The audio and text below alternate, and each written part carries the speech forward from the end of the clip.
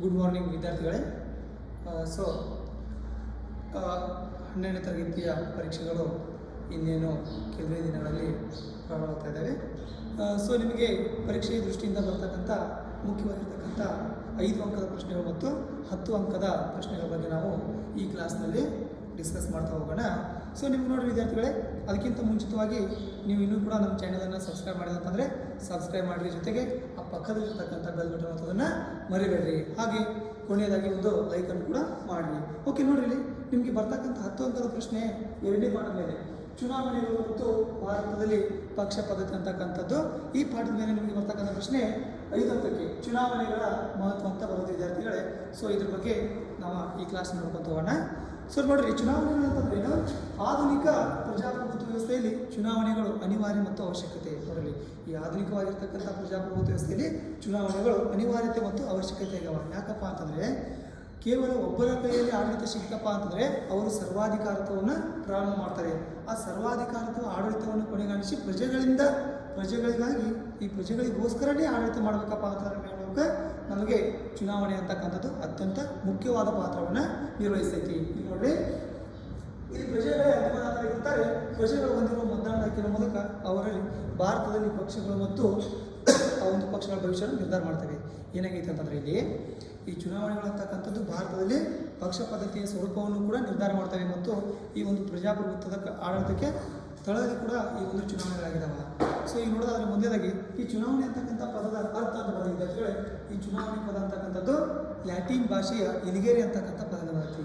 ನೋಡಿ, ಈ ಮೂಲತಃ ಚುನಾವಣೆ ಪದವು ಲ್ಯಾಟಿನ್ ಭಾಷೆಯ ಇಲಿಗೇರಿ ಅಂತಕ್ಕಂಥ ಒಂದು ಪದದಿಂದ ಬಂದಿತ್ತು.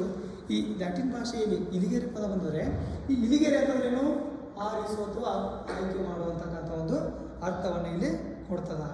ಸೊ ನೋಡ್ರಿ, ದೇಶದಲ್ಲಿ ಎಲ್ಲ ಮತದಾರರು ತಮ್ಮ ನಾಡು ಪ್ರತಿನಿಧಿಯನ್ನು ತಾವೇ ಆಯ್ಕೆ ಮಾಡುವ ವಿಧಾನವೇ ಚುನಾವಣೆ. ಚುನಾವಣೆ ಅಂದರೆ ವಿದ್ಯಾರ್ಥಿಗಳೇ ನಿಮ್ಮ ಒಂದು ಮಾರ್ಷಿಗೆ ಕೂಡ ಬರ್ಬೋದು. ಚುನಾವಣೆಗಳಂದ್ರೆ ಅಂತ ದೇಶದಲ್ಲಿರ್ತಕ್ಕಂಥ ಎಲ್ಲ ಮತದಾರರು ತಮ್ಮನ್ನು ಆಳ್ವಿಕೆ ಮಾಡ್ತಕ್ಕಂಥ ಪ್ರತಿನಿಧಿಗಳನ್ನು ತಾವೇ ಆಳ್ವಿಕೆ ಮಾಡೋಕೆ ಹೆಂಗೆ ಕರಿತೀವಿ? ಚುನಾವಣೆ ಅಂತ ಕರಿತೀವಿ. ನೋಡಿರಿ, ನಮ್ಮನ್ನು ಆಳ್ವಿಕೆ ಮಾಡ್ತಕ್ಕಂಥ ಪ್ರಜೆಗಳನ್ನು ನಾವೇ ಹೋಗಿ ಮತಗಟ್ಟೆಗೆ ಹೋಗಿ ಮತ ಚಲಾಯಿಸುವ ಮುಖಾಂತರ ಏನು ಮಾಡ್ತೀವಿ? ಆಯ್ಕೆ ಮಾಡ್ತೀವಿ. ಇದಕ್ಕೆ ಅವಕಾಶ ಒದಗಿಸಿಕೊಡ್ತಕ್ಕಂಥದ್ದು ಯಾವುದು? ಈ ಒಂದು ಚುನಾವಣೆಗಳು. ನೋಡಿ, ಈ ಚುನಾವಣೆಗಳ ಮಹತ್ವ ಅಂತ ಪ್ರಶ್ನೆ ಕೇಳುತ್ತೆ. 5 ಅಂಕದ ಒಂದು ಪ್ರಶ್ನೆ ಕೇಳೋ ಸಾಧ್ಯತೆ ಇರುತ್ತೆ. ಚುನಾವಣೆಯ ಮಹತ್ವವನ್ನು ವಿವರಿಸಂತೆ. ನೋಡಿ, ಚುನಾವಣೆಯ ಮಹತ್ವ ಅಂತಂದರೆ ಚುನಾವಣೆ ಯಾವ ರೀತಿಯಲ್ಲಿ ಪ್ರಜೆಗಳಿಗೆ ಮತ್ತು ಸರ್ಕಾರಕ್ಕೆ ಸಹಾಯವನ್ನು ಮಾಡುತ್ತೆ ಅನ್ನೋದೇ ಈ ಒಂದು ಚುನಾವಣೆಯ ಮಹತ್ವವಾಗಿರುತ್ತೆ. ಈ ಮೊದಲನೇದಾಗಿ ನೋಡಿ, ಚುನಾವಣೆಗಳು ಪ್ರಜಾಸತ್ತಾತ್ಮಕ ಆಡಳಿತ ವ್ಯವಸ್ಥೆಯ ತಳಹದಿಯಾಗಿವೆ. ಈ ಚುನಾವಣೆ ಅಂತಕ್ಕಂಥದ್ದು ಏನಾಗೈತಿ? ಪ್ರಜಾಸತ್ತಾತ್ಮಕವಾಗಿರ್ತಕ್ಕಂಥ ಆಡಳಿತ ವ್ಯವಸ್ಥೆಯ ಒಂದು ತಳಹದಿಯಾಗಿದೆ. ಯಾವುದು?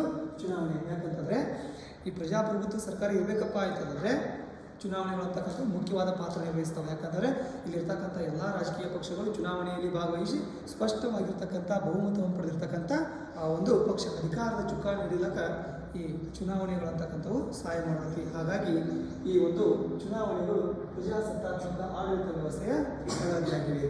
ಇನ್ನು ಎರಡನೇ ಬಂದ್ಬಿಟ್ಟು ಎಲ್ಲ ಪ್ರಜೆಗಳಿಗೆ ಸಮಾನ ರಾಜಕೀಯ ನ್ಯಾಯ ಮತ್ತು ಸ್ವಾತಂತ್ರ್ಯ ದೊರಕಿಸ್ತೈತಿ. ಈ ಚುನಾವಣೆ ಅಂತಕ್ಕಂಥದ್ದು ದೇಶದಲ್ಲಿರ್ತಕ್ಕಂಥ ಎಲ್ಲ ಪ್ರಜೆಗಳಿಗೂ ಕೂಡ ರಾಜಕೀಯವಾಗಿರ್ತಕ್ಕಂಥ ನ್ಯಾಯ ಮತ್ತು ಸ್ವಾತಂತ್ರ್ಯವನ್ನು ಕೂಡ ಒದಗಿಸಿಕೊಡೈತಿ. ಆಮೇಲೆ ಮೂರನೇದು ಸರ್ಕಾರದ ರಚನೆ ಮತ್ತು ಪ್ರಜೆಗಳ ಹಿತಾಸಕ್ತಿಗಳಿಗೆ ಅವಕಾಶ. ಈ ಒಂದು ಚುನಾವಣೆ ಸರ್ಕಾರದ ರಚನೆ ಮಾಡೋಕೆ ಅವಕಾಶ ಮಾಡಿಕೊಳ್ಳೋದ್ರ ಜೊತೆಗೆ ಅಲ್ಲಿರ್ತಕ್ಕಂಥ ಒಂದು ಪ್ರಜೆಗಳ ಹಿತಾಸಕ್ತಿಯನ್ನು ನಿರ್ಮಾಣ ಮಾಡೋಕ್ಕೆ ಕೂಡ ಸಹಾಯಕ ಮಾಡುತ್ತೆ. ಯಾವುದು? ಈ ಚುನಾವಣೆ ಅಂತಕ್ಕಂಥದ್ದು ವಿದ್ಯಾರ್ಥಿಗಳೇ. ನೋಡಿರಿ, ಯಾಕಂತಂದರೆ ಚುನಾವಣೆಗಳು ನಡೆಯಲಿಲ್ಲ ಅಂತಂದರೆ ಯಾವುದೇ ರೀತಿಯಾಗಿರ್ತಕ್ಕಂಥ ಸರ್ಕಾರ ಅಧಿಕಾರಕ್ಕೆ ಬರೋಕ್ಕೆ ಸಾಧ್ಯ ಆಗಂಗಿಲ್ಲ. ಸೊ ಅದರಿಂದಾಗಿ ಏನಾಗುತ್ತಪ್ಪ ಅಂತಂದರೆ ಈ ಒಂದು ಸರ್ಕಾರವನ್ನು ರಚನೆ ಮಾಡಿ ಅಲ್ಲಿರ್ತಕ್ಕಂಥ ಪ್ರಜೆಗಳ ಹಿತಾಸಕ್ತಿಯನ್ನು ಈಡೇರಿಸಲಿಕ್ಕೆ ಸಹಾಯಕ ಮಾಡಿಕೊಡೋದು ಯಾವುದು? ಈ ಒಂದು ಚುನಾವಣೆ ಅಂತಕ್ಕಂಥದ್ದು. ನೋಡಿ, ಚುನಾವಣೆಗಳು ಪ್ರಜೆಗಳಲ್ಲಿ ಆತ್ಮಗೌರವವನ್ನು ಬೆಳೆಸ್ತೀವಿ. ಈ ಚುನಾವಣೆ ಅಂತಕ್ಕಂಥದ್ದು ಏನು ಮಾಡ್ತಂದರೆ ಅಲ್ಲಿರ್ತಕ್ಕಂಥ ಎಲ್ಲ ಪ್ರಜೆಗಳಲ್ಲಿ ಕೂಡ ಹೋಗಿ ಮತಗಟ್ಟೆಗೆ ಹೋಗಿ ಮತವನ್ನು ಚಲಾವಣೆ ಮಾಡೋದ್ರಿಂದ ಆ ಎಲ್ಲ ಮತದಾರರಲ್ಲಿ ಕೂಡ ಮತ್ತಿರ್ತಕ್ಕಂಥ ಪ್ರಜೆಗಳಲ್ಲಿ ಕೂಡ ಒಂದು ಆತ್ಮವಿಶ್ವಾಸವನ್ನು ಕೂಡ ಈ ಒಂದು ಚುನಾವಣೆ ಅಂತಕ್ಕಂಥದ್ದು ಬೆಳೆಸ್ತೀವಿ. ಇನ್ನು ಸಾರ್ವಜನಿಕ ಅಭಿಪ್ರಾಯಗಳನ್ನು ರೂಪಿಸಲು ಸಹಕಾರಿಯಾಗೈತಿ. ಈ ಚುನಾವಣೆ ಅಂತಕ್ಕಂಥದ್ದು ಯಾವ ರೀತಿಯಾಗಿ ನೋಡಿ ಪ್ರಜೆಗಳ ಅಭಿಪ್ರಾಯಗಳನ್ನು ಸಹಕಾರಿಯಾಗಿತ್ತಪ್ಪ ಅಂತಂದರೆ ಚುನಾವಣೆಯಲ್ಲಿ ಈ ಚುನಾವಣೆ ನಡೆಯುವ ಮುಖಾಂತರ ಪ್ರಜೆಗಳು ನೇರವಾಗಿ ಮತಗಟ್ಟೆಗೆ ಹೋಗಿ ಆ ಪ್ರತಿನಿಧಿಗಳನ್ನು ಆಯ್ಕೆ ಮಾಡೋಕ್ಕೆ ಅವಕಾಶ ಇರೋದ್ರಿಂದ ಆ ಚುನಾವಣೆಗೆ ಸ್ಪರ್ಧಿಸ್ತಕ್ಕಂಥ ಅಭ್ಯರ್ಥಿಗಳು ಏನು ಮಾಡ್ತಾರೆ ಅಂತಂದರೆ ಅಲ್ಲಿರ್ತಕ್ಕಂಥ ಒಂದು ಮತದಾರರ ಬಯಕೆಯಂತೆ ಅವರ ಹಿತಾಸಕ್ತಿಯಂತೆ ಒಂದು ನೀತಿಗಳನ್ನು ಮತ್ತು ಕಾನೂನುಗಳನ್ನು ರೂಪಿಸಲಿಕ್ಕೆ ಈ ಚುನಾವಣೆ ಅಂತಕ್ಕಂಥದ್ದು ಸಹಾಯಕ ಐತಿ. ಇನ್ನು ನೆಕ್ಸ್ಟ್ ಒಂದು ಪ್ರಜೆಗಳ ರಾಜಕೀಯ ಜ್ಞಾನವನ್ನು ಹೊಂದಲು ಅವಕಾಶ ಇರ್ತದೆ. ಈಗ ನೋಡ್ರಿ ಚುನಾವಣೆ ನಡೆಯಲ್ಲಪ್ಪ ಅಂತಂದರೆ ಹಿಂದಿನ ಕಾಲದ ರಾಜರ ಕಾಲದಲ್ಲಿ ಇರ್ತಲ್ಲ, ಈ ಒಂದು ಸರ್ವಾಧಿಕಾರದಾಗಿರುವಂತೂ ವಂಶ ಪಾರಂಪರ್ಯವಾಗಿರ್ತಕ್ಕಂಥ ರಾಜಕೀಯ ಇತ್ತು. ಆ ರೀತಿ ಆಗಬಾರ್ದು. ತಮ್ಮದೇ ಆಗಿರ್ತಕ್ಕಂಥ ಎಲ್ಲ ಪ್ರಜೆಗಳಿಗೂ ಕೂಡ ಈ ರಾಜಕೀಯ ಜ್ಞಾನವನ್ನು ಮೂಡಿಸಬೇಕು ಮತ್ತು ಎಲ್ಲರೂ ಕೂಡ ಚುನಾವಣೆಯಲ್ಲಿ ಭಾಗವಹಿಸಬೇಕಂತಕ್ಕಂಥ ಉದ್ದೇಶಗಳು ಏನಿತ್ತು ಈ ಚುನಾವಣೆಗಳು ರಾಜಕೀಯ ಜ್ಞಾನವನ್ನು ಮೂಡಿಸಲು ಸಹಾಯಕ ಆಗಿವೆ. ಇನ್ನು ಎಲ್ಲ ಪ್ರಜೆಗಳು ಕೂಡ ನೇರವಾಗಿ ಅವರೇ ಮತಗಟ್ಟೆಗೆ ಹೋಗಿ ಮತವನ್ನು ಚಲಾವಣೆ ಮಾಡೋದ್ರಿಂದ ಏನಾಗಿತ್ತಪ್ಪ ಅಂತಂದರೆ ಎಲ್ಲ ಸಾಮಾನ್ಯ ಪ್ರಜೆ ಆಗಿರ್ಬೋದು, ಯಾವುದೇ ರೀತಿಯಾಗಿರ್ತಕ್ಕಂಥ ಪ್ರಜೆ ಆಗಿರ್ಬೋದು, ಎಲ್ಲರನ್ನೂ ಕೂಡ ಸಮಾನ ದೃಷ್ಟಿಯಿಂದ ನೋಡಿ ಎಲ್ಲ ಒಬ್ಬ ವ್ಯಕ್ತಿಗಳಿಗೂ ಕೂಡ ಸಾಮಾನ್ಯ ಪ್ರಜೆಗೂ ಕೂಡ ರಾಜಕೀಯವಾಗಿರ್ತಕ್ಕಂಥ ಒಂದು ಪ್ರಜ್ಞೆ ಮೂಡಿಸೋಕೆ ಏನಾಗೈತಿ ಈ ಚುನಾವಣೆ ಅಂತಕ್ಕಂಥದ್ದು ಸಹಾಯಕ ವಿದ್ಯಾರ್ಥಿಗಳೇ.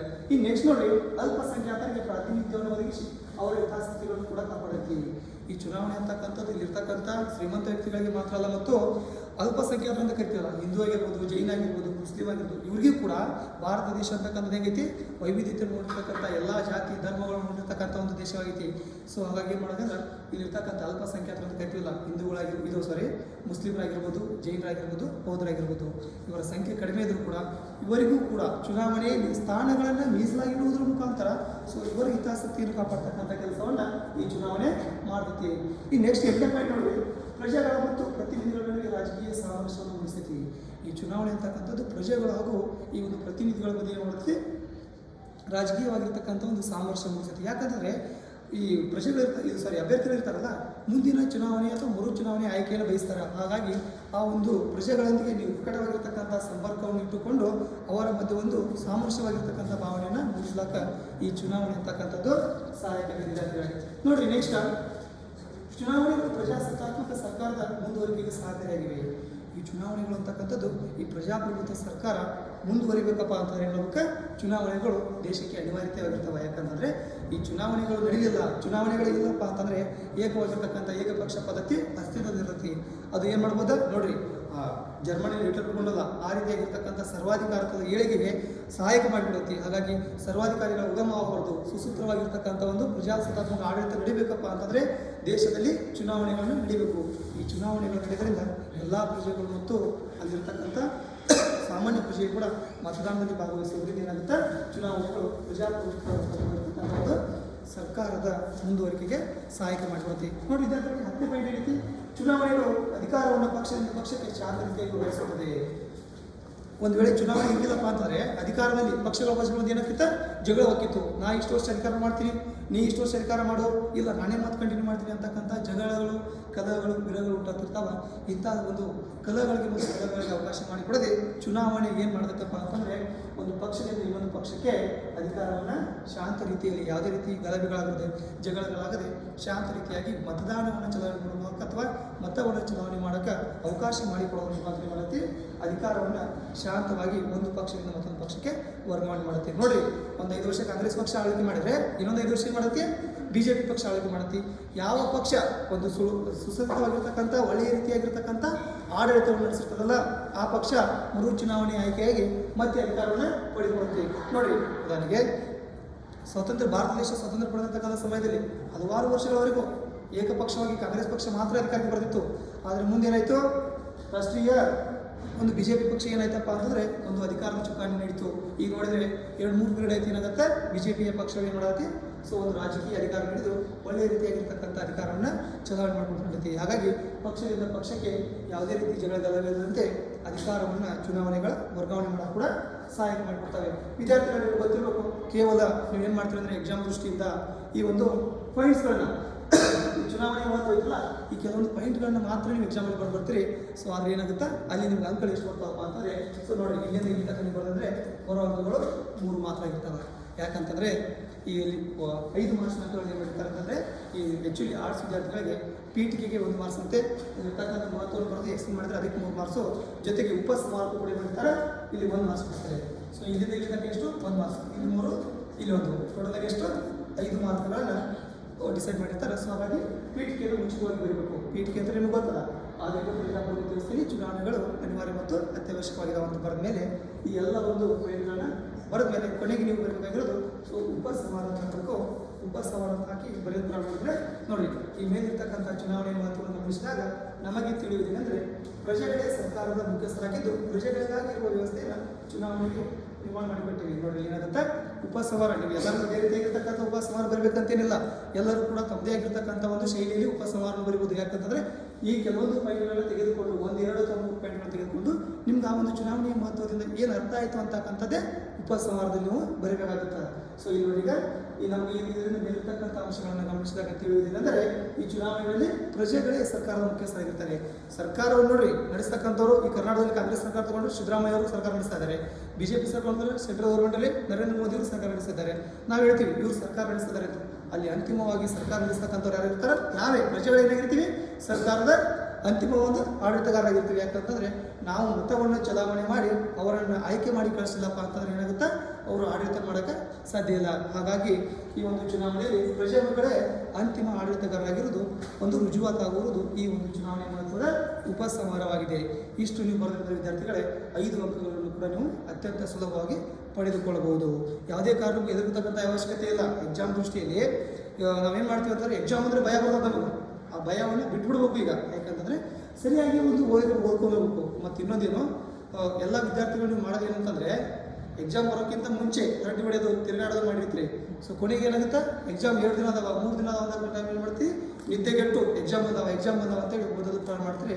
ಸೊ ಆ ರೀತಿ ಮಾಡೋದ್ರಿಂದ ಏನಾಗುತ್ತಪ್ಪ ಅಂತಂದರೆ, ಸೊ ನಿಮಗೆ ಓದೋದು ಎಷ್ಟು ಅವಶ್ಯಕತೆವಾಗಿರ್ತೈತೋ ನಿದ್ದೆಯು ಕೂಡ ಅಷ್ಟೇ ಅವಶ್ಯಕತೆವಾಗಿರುತ್ತೆ. ಈಗೆಲ್ಲರೂ ವಿದ್ಯಾರ್ಥಿಗಳು ಮಾಡೋದು ಏನಪ್ಪ ಅಂದರೆ, ಓದೋದೇ ನೈಟ್ ಎಲ್ಲ ಓದೋದಂತೆ, ಬೆಳಗ್ಗೆ ಎಕ್ಸಾಮ್ ಹೋಗೋದಂತೆ. ಎಕ್ಸಾಮ್ ಹೋದ ತಕ್ಷಣ ಏನಾಗುತ್ತೆ, ನಿದ್ದೆ ಬಂದು ನೀವು ಓದಿರ್ತಕ್ಕಂಥ ಎಲ್ಲ ಪಾಯಿಂಟ್ಸ್ಗಳು ಕೂಡ ಏನಾಗ್ತವ, ಮರೆತು ಹೋಗ್ಬಿಡ್ತಾವೆ. ಹಾಗಾಗಿ ಒಳ್ಳೆಯ ರೀತಿಯಾಗಿರ್ತಕ್ಕಂಥ ನಿದ್ದೆಯನ್ನು ಕೂಡ ಮಾಡಿಕೊಂಡು ಈ ವಿದ್ಯಾರ್ಥಿಗಳು ಎಕ್ಸಾಮ್ಗೆ ಅಟೆಂಡ್ ಆಗಿ ಒಳ್ಳೆಯ ರೀತಿ ಮಾರ್ಕ್ಸ್ಗಳನ್ನ ಪಡೆದುಕೊಳ್ಬೇಕಂತ ಹೇಳ್ತಾ, ಸೊ ಇವತ್ತಿನ ತರಗತಿಯನ್ನು ನಾವೇನು ಮಾಡೋಣ, ಇಲ್ಲಿಗೆ ಮುಕ್ತಾಯ ಮಾಡೋಣ. ಸೊ ನೋಡಿರಿ, ಇನ್ನು ಮುಂದಿನ ತರಗತಿಗಳಿಗಾಗಿ ನೆಕ್ಸ್ಟ್ ನೀವು ಇಂಪಾರ್ಟೆಂಟ್ ಬರ್ತಕ್ಕಂಥ ಎಲ್ಲ ಒಂದು ಪ್ರಶ್ನೆಗಳನ್ನು ಕ್ಲಾಸ್ ಮಾಡ್ತಾ ಹೋಗ್ತೀನಿ. ಸೊ ನಿಮ್ಮ ಎಲ್ಲರ ಸಹಾಯ ಮತ್ತು ಸಪೋರ್ಟ್ ಏನಾಗಲಿ ಹೀಗೆ ಆಗಿರಲಿ. ಸೊ ಇನ್ನೊಂದು ಹೇಳ್ತಾ ಇದ್ದೀನಿ, ಈ ನಮ್ಮ ಚಾನಲನ್ನು ಸಬ್ಸ್ಕ್ರೈಬ್ ಮಾಡಿಲ್ಲ ಅಂತಂದರೆ ನಮ್ಮ ಚಾನಲನ್ನು ಸಬ್ಸ್ಕ್ರೈಬ್ ಮಾಡಿ ಮತ್ತು ಆ ಪಕ್ಕದಲ್ಲಿರ್ತಕ್ಕಂಥ ಬೆಲ್ ಬಟನ್ನ ಒತ್ತಿ, ಹಾಗೆ ಕೊನೆಯದಾಗಿ ಒಂದು ಲೈಕನ್ನು ಕೂಡ ಮಾಡಿ. ನಮಸ್ಕಾರ ವಿದ್ಯಾರ್ಥಿಗಳು.